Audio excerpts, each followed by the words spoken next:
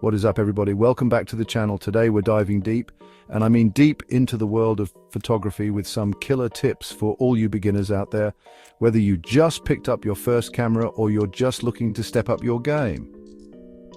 These tips are going to be your secret weapons to capturing some seriously awesome photos. We'll break it all down, step by step, so you can walk away feeling confident and hyped to get out there and shoot. So grab your gear, smash that like button, and let's do this. Alright, so you've got this awesome new camera in your hands. It's tempting to just jump right in and start snapping away, right? But trust me, taking a little time to actually understand this beast is going to pay off big time. First things first, don't be afraid of that manual. I know, it might look like it's written in some ancient language, but I promise it's not as scary as you think. Think of it like this. Your camera manual is like a treasure map, and understanding it unlocks all the hidden features and secrets to getting the most out of your gear. Now let's talk about camera settings. We're going to break down the big three: aperture, shutter speed, and ISO. Think of these as the foundation of photography. Aperture is like the pupil of your camera's eye, controlling how much light enters the lens. A wider aperture, lower f number, lets in more light, giving you that dreamy, blurred-out background effect. A narrower aperture, higher f number, means less light but everything stays in focus. Next up, shutter speed. This bad boy determines how long your camera's shutter stays open, which basically means how long it's capturing the image. Fast shutter speeds freeze action, like capturing a skateboarder in mid-air, while slower shutter speeds create motion blur, like that silky smooth waterfall effect. Finally, we got ISO.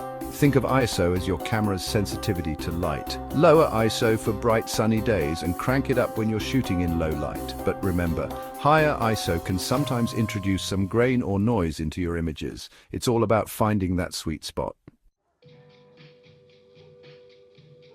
Now let's get into composition, the art of arranging elements in your frame to make your photos pop.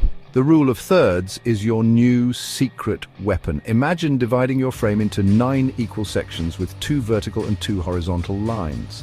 The idea is to place your subject or points of interest along these lines or at their intersections. This creates balance and guides the viewer's eye through the image. For example, instead of placing your subject dead center, try positioning them off to one side, aligning their eyes with one of the upper intersection points. This instantly makes your photo more dynamic and engaging. You can also use the rule of thirds to create leading lines. Roads, fences, rivers, anything that draws the viewer's eye towards a specific point in your frame. Remember, rules are meant to be broken, but mastering the rule of thirds is going to seriously up your photography game. Let's say you're shooting a stunning landscape. Instead of placing the horizon dead center, try positioning it along the upper or lower third line. This creates a sense of depth and interest. You can even combine the rule of thirds with leading lines, like a winding path that leads to a majestic mountain peak in the distance. Experiment with different compositions and see what works best for each shot. The key is to be intentional with your framing and use the rule of thirds as a guide to create visually appealing and balanced images. Alright, let's talk about light. Light is everything in photography. It's the paintbrush, it's the mood setter, it's the magic ingredient. One of the best things you can do is learn how to work with different kinds of light. The golden hours, that magical time right after sunrise and right before sunset, are your new best friends. The light is soft, warm, and creates this amazing glow that'll make your photos sing. But don't be afraid to shoot in other lighting conditions too. Overcast days provide this beautiful diffused light that's perfect for portraits. Harsh midday sun can create dramatic shadows and contrast if you know how to use it to your advantage. Even artificial light, like street lamps or neon signs, can add this cool urban vibe to your shots.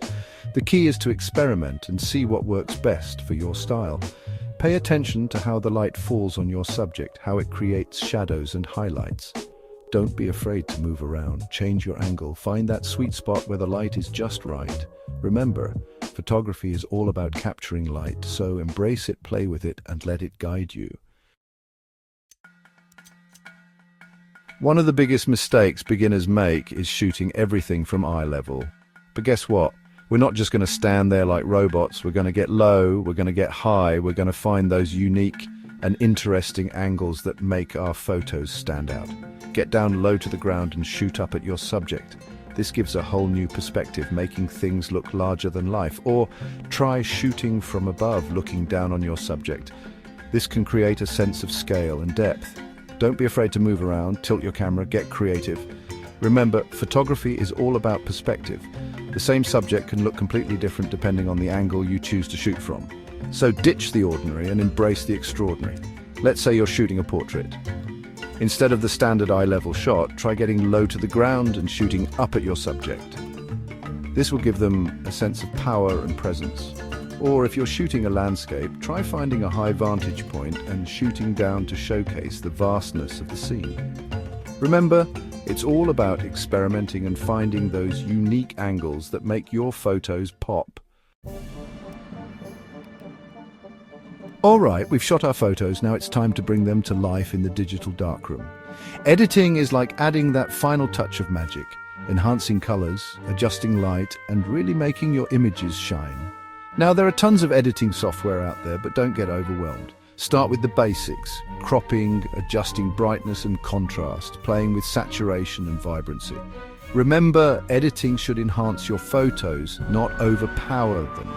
The goal is to create a natural and polished look. One of my favorite editing tricks is playing with the tone curve. This might sound intimidating, but trust me, it's a game changer. The tone curve allows you to fine-tune the brightness and contrast of your image with incredible precision. You can create subtle mood shifts, boost shadows, or bring out detail in the highlights. Another powerful tool is color grading. This is where you can really get creative and give your photos a distinct look and feel. Experiment with different color palettes, adjust the white balance, and don't be afraid to push the boundaries a bit. Remember, editing is subjective, so have fun with it, find your own style, and let your creativity run wild. Run. And there you have it, guys. Those are my top photography tips for all you awesome beginners out there. Remember, the best way to learn is by doing. So grab your camera, get out there, and start experimenting. Don't be afraid to try new things, make mistakes, and most importantly, have fun, because at the end of the day, photography is about capturing moments, expressing yourself, and sharing your unique vision with the world. If you found these tips helpful, make sure you hit that like button and subscribe to the channel for more photography goodness coming your way. And don't forget to share your amazing photos with me in the comments below. I can't wait to see what you create. Keep shooting, keep learning, and I'll catch you in the next one. Peace out.